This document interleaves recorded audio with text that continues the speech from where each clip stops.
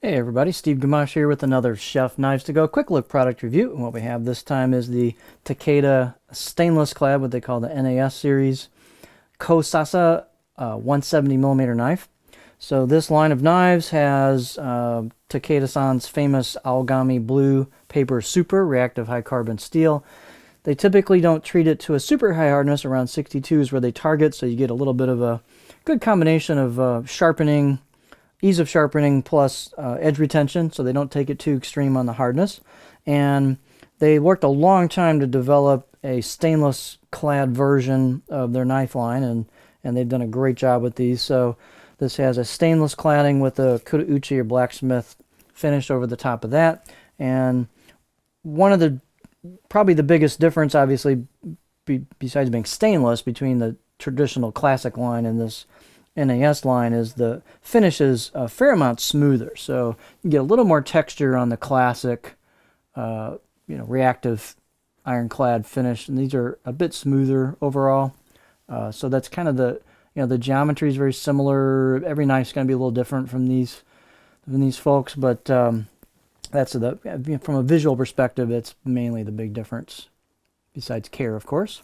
So let's take a look at the weight and dimensions on these can vary a fair amount. They don't use traditional templates where they try to get them really close. So these can probably vary more than any other brand that Mark has in terms of from sample to sample for a given size. So this particular one is 104 grams and 3.7 ounces, and they're always typically very light because they're thin. The edge length on this one's 165. 6.5 inches. Overall length's about 11.7 or a little under 300 millimeters. And then these are known to be thin blades. This one is about 1.5 millimeters at the back. And then I got about 2.1 at the back, and then I got about 1.5 halfway down. So they thin out nicely. And they do have a little bit of flex to them because of that. It's just the style that he has. They don't really thin out too much of the tip until you hit the grind. So you'll see they carry that thickness all the way through, and these typically have a pretty low grind on them. You can definitely see that. The blade height is 47 millimeters, so a lot of Takeda stuff is fairly tall. The handles are octagonal maple with a black packawood ferrule, and they've got a really sealed up tang. They've always put some epoxy or always some good sealer on there, especially if you're in a commercial environment. They really sealed that up well for you, so you don't have to do anything with that. The handle circumference on this one's about 75 millimeters or a little under 3 inches where the two materials meet. Balance point's going to be a little further back because, again, it's a very thin blade, and the handle is kind of full size, and it's not a super lightweight wood, but there's the balance point. It's just in front of the ferrule here. Out of the box edge is extremely sharp. These have some of the best out of the box edges that from a sharpness perspective that you'll get, and they take them pretty much right to a zero grind. So they grind them all the way down right to the edge. There's really not a separate edge bevel. So this is kind of the primary bevel here, and boy, are they sharp. So really nice look. They do, I think, a natural stone finish on these, and it's just really nice how you get there's the core steel, there's the cladding. You can see that effect there, and that's kind of a natural finish the way they sharpen them. The fit and finish is nicely done. You've got a little bit of edge relief on the corners on the spine, a little bit on the choil, so they're ready to rock right out of the box.